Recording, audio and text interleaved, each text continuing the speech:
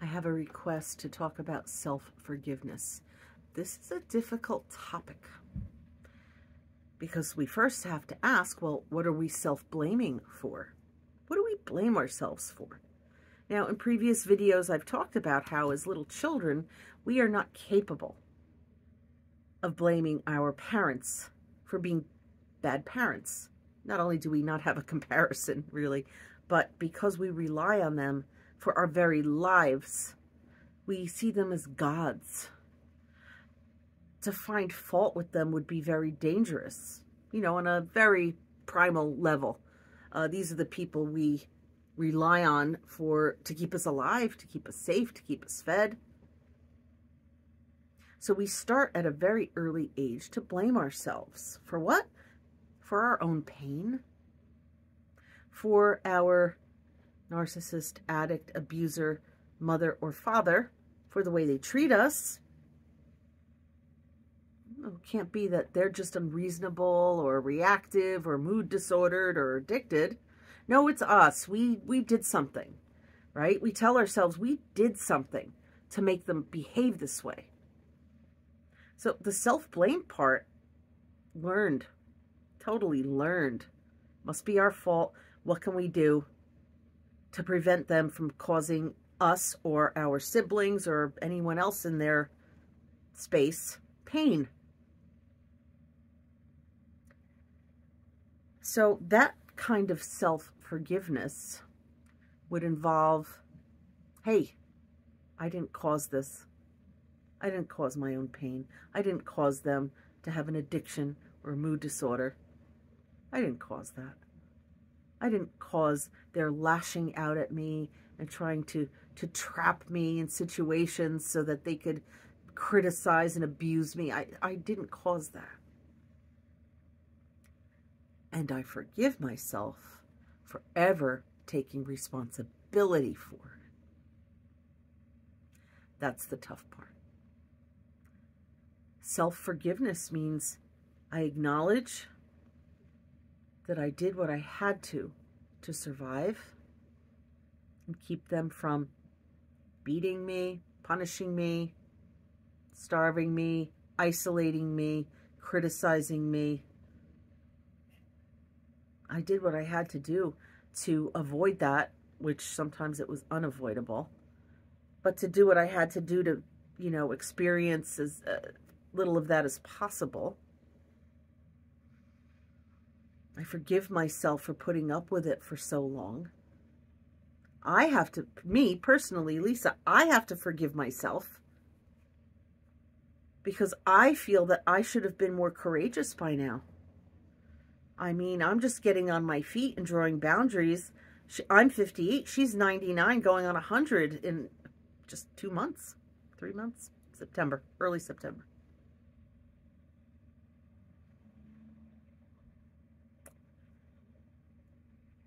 I never stood up. I can't say I never stood up to her, but it was rare. And when I did, there was hell to pay afterwards. Silent treatment, withdrawing the financial help, criticism, going behind my back to talk to my father or other relatives about me, to make me seem like a bad person. You know, just every trick in the book that they pull to paint themselves as the victim or the hero, and us as the demon, as the bad person, as the one at fault. So yeah, I can't say I forgive myself. I'd like to say the words, but do I mean the words? That I forgive myself for not standing up for myself sooner? How long does it take before you stand up for yourself when you're being treated unfairly? Standing up for myself now is a little bit meaningless. She's a weak, helpless old lady that completely depends on me to provide her with care, to keep the house running, to keep food in the fridge, to keep her aides paid, to manage everything in her life. I hold all the cards, all the power. I won't punish her. A frail, weak, mean, old lady. I won't. But I do wish, I'm being pawed. I wish I had the courage to go low contact or no contact in a way that didn't harm someone else. Because low contact always seems to blow back on people. Now, who does it fall on? People I pay to take care of her. So it's okay. It's okay. They're compensated, and I try very hard to take care of them. To be a good employer. But it was unpaid people in the past. Can I forgive myself? I struggle. I wish I had been braver. I wish I had been stronger. I wish I had gotten on my feet. I wish I had told her no sooner.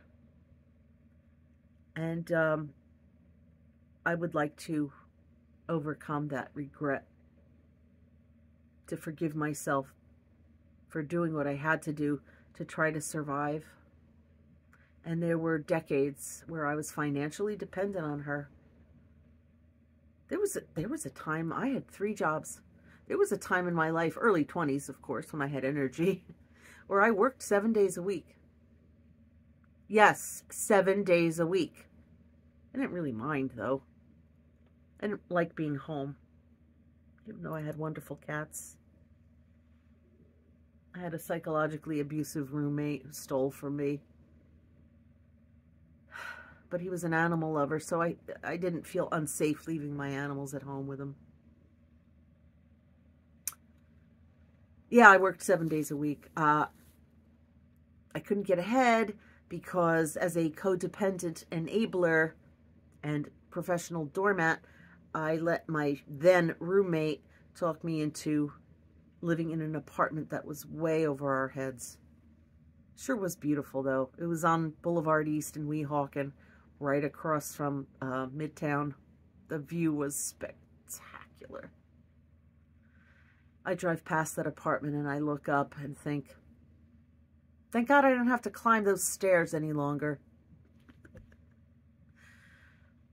Found out a little factoid about Mom today. She was a Rosie the Riveter,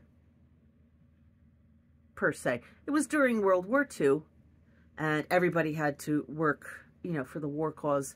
You know, her brothers who were of age, you know, they were fighting overseas, and the men who were left behind, I guess they called them 4F or something, you know, they had to work for the war effort.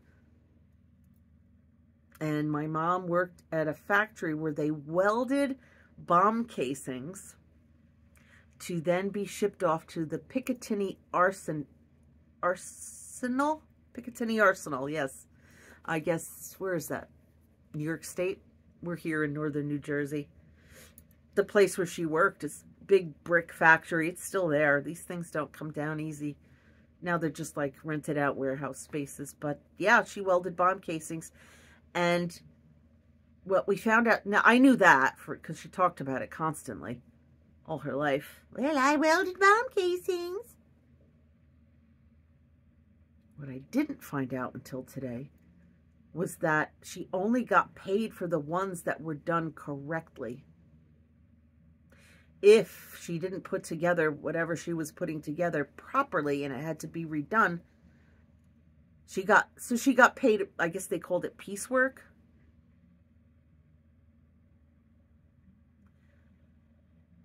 You only got paid for the ones that you did correctly. You didn't get paid hourly. You got paid per bomb casing. Must have been a lot of bombs, huh? Yeah. You know, add that to her narcissistic father and her, forgive me, paranoid delusional mother. Sorry, Grandma. You were a bit off, darling.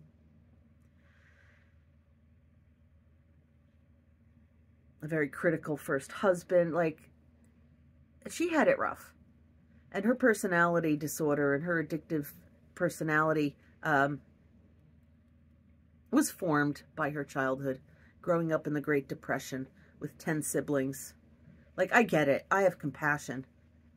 But it's so hard to muster up that compassion when she was so cruel to me and my father. Cruel. What did she do that was so bad? Do you really have to ask if you're on this channel? I remember one time, I don't know how she was always getting secondhand things from people. People would donate things to her, and then she would donate them out to needy families, like personally though, so she can get the narcissistic supply. Doing the right thing for the wrong reasons is still doing the right thing. So, okay, great. Charity. And she did estate clean-outs and garage sales and things, and she was given a boat, a replica. It was of a decent size. You know, very intricate, you know, with cloth sails. You know, it wasn't just like a sailboat with the one sail. No. It was an armada ship from whatever, replica, and strung together with thread. It was a delicate thing. She put it in my bedroom. Now, how old am I at this point? 10, maybe? 9, 10? I don't know. 8, 9, 10. And she had a way of setting up the world to fit her way of wanting to do things. So, in the summer months, she, rather than like getting an extension cord that had multiple plugs, she would plug my oscillating fan, it's a metal oscillating fan, into the light bulb socket so that you could turn the fan on with the light switch. I don't know why that had to be a thing, but oh, okay, fine. And it would oscillate because it was an oscillating fan.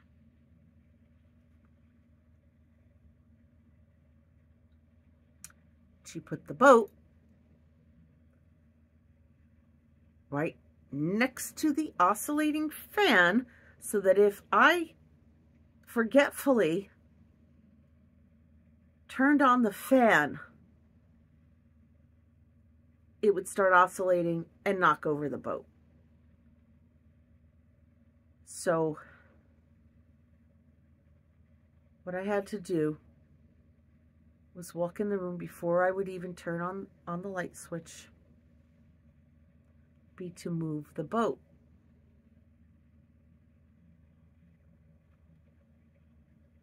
And then turn on the fan. Now, you may well ask, why not just keep the boat where you moved it to? Why would you have it next to an oscillating fan in the first place? These are very good questions. And in my logical little mind, I think I knew to ask, well, why can't we put it somewhere else? Why? What's the matter with you? You can't remember to move the boat? What are you, retarded? Yeah, horrible. Horrible what I lived through.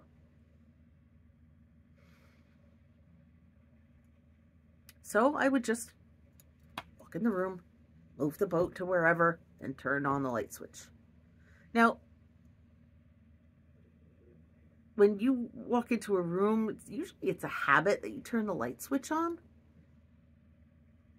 It's a habit now, I guess. Actually, I have so much ambient lighting around here. Like, if I just did a spin around, like, look at the ceiling, like, it's just ambient lighting everywhere. Oh, I could have just done this, like, I guess I can't switch from selfie mode to regular mode if it's running.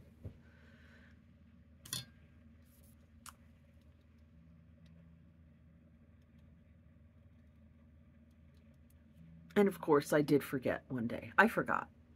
And I walked in the room, flicked the light on, and I heard the sickening sound of the boat toppling to the floor. Oh my God. I think I screamed. And she took that opportunity. I don't remember if I got hit. I know I got screamed at. I know I got called names. I'm like, oh, we can fix it. Can we fix it? How can you fix this? Look what you did. I didn't. You couldn't remember one thing. I just forgot. What's on your mind that's so important that you couldn't remember? I mean, this is mommy dearest level shit. I'm just picking this out of the air because I made the statement that she was cruel. I'm just picking something that sticks with me. And there were the hanging threads, the ripped sails. It was cracked. Here's the worst part. She lied and told me that the boat belonged to my cousin Michael. She told me it belonged to a cousin who I loved, who showed me kindness and affection.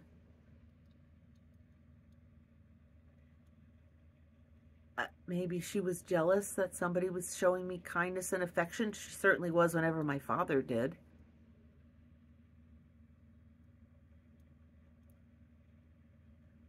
And so she wanted to destroy me by setting me up to destroy that boat and lie and tell me. I remember apologizing to my cousin for knocking over his boat. And he's like, what boat? What are you talking about? And I was crying because I felt so bad. He's like, calm down, calm down. What boat? What are you talking about? The boat that I was holding for you. And then I remember her coming along. No, don't listen to her. She doesn't know what she's talking about. It was all a lie. And I think he even said to her, Aunt Ida, I don't know what they called her at the time. Aunt Ada, what is she talking about? I never gave you a boat. I'm just trying to teach her something. Stay out of it. And that's just one incident. So, yeah, maybe it's possible to forgive myself for not standing up to someone who could come up with a scenario like that just so she could scream at me and punish me for turning on a light switch. How? How do we forgive ourselves? The way we forgive anyone else. I forgive you. I'm sorry. I didn't mean to hold a grudge. I understand you didn't mean it. I forgive you. Start there. Say the words and mean them. Can I have a kiss? 2 kiss? No, I'm not getting a kiss.